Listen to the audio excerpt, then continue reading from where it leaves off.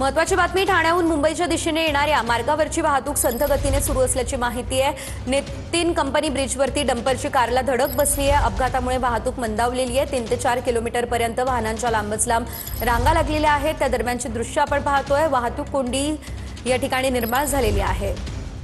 ठाण्याहून मुंबईच्या दिशेने येणाऱ्या रोडवरती ही वाहतूक कोंडी निर्माण झाली आहे। अधिकचे अपडेट आमचे प्रतिनिधी गणेश थोरात यांच्याकडून घेऊयात। गणेश, आपण पाहतो या ठिकाणी मोठ्या वाहनांच्या रांगा लागलेल्या आहेत। सध्याची काय परिस्थिती आहे? वाहतूक सुरळीत व्हावी यासाठी काय प्रयत्न होत आहेत?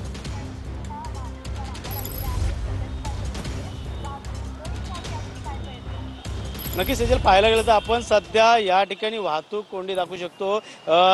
नितीन कंपनी ब्रिजवरती या ठिकाणी चारचाकी वाहनाला का डंपरने धडक दिल्यामुळे अपघात झालेला आहे। मात्र सुदैवाने यामध्ये कुठलीही जीवितहानी झाली नाही। मात्र सकाळची वेळ आणि या ठिकाणी पाहायला गेलं तर नाशिक त्या मुंबई दिशेने जाणारे जी वाहनं आहेत ते अनेक वाहनं जे आहेत ते या 3 ते 4 किलोमीटरमध्ये अडकलेली पाहायला मिळतात। पाहायला गेलं तर गेल्या काही वेळेपासून वाहतूक विभागाकडनं या ठिकाणी आता जे डंपर आहे आणि वाहतूक ज्या गाडीला धडक दिलेली आहे त्या चारचाकीला वाहनाला बाजूला करण्याचं काम या ठिकाणी युद्ध पातळीवरती सुरू आहे। मात्र 3 ते 4 किलोमीटर जे आहे ते नाशिक ते मुंबईच्या दिशेने जाणाऱ्या जे वाहनांची रांगा आपल्याला पाहायला मिळते, त्यामुळे नक्कीच मोठा फटका जे आहे ते वाहनधारकांना या ठिकाणी पाहायला मिळत आहे। या ठिकाणी अपघात झालेला आहे, त्यामुळे डंपरवरती देखील गुन्हा दाखल करण्यात आलेला आहे आणि जो डंपर जो आहे तो देखील या ठिकाणी बाजूला करण्याचं काम जे आहे ते वाहतूक विभागाकडून केलं जात आहे। तसेच सर्व सविस्तर अपडेटसाठी गणेश, आपण पाहतोय मुंबईकडे येणारी वाहतूक ही मंदावली आहे, मात्र वाहतूक सुरळीत करण्याचे प्रयत्न देखील होत आहेत।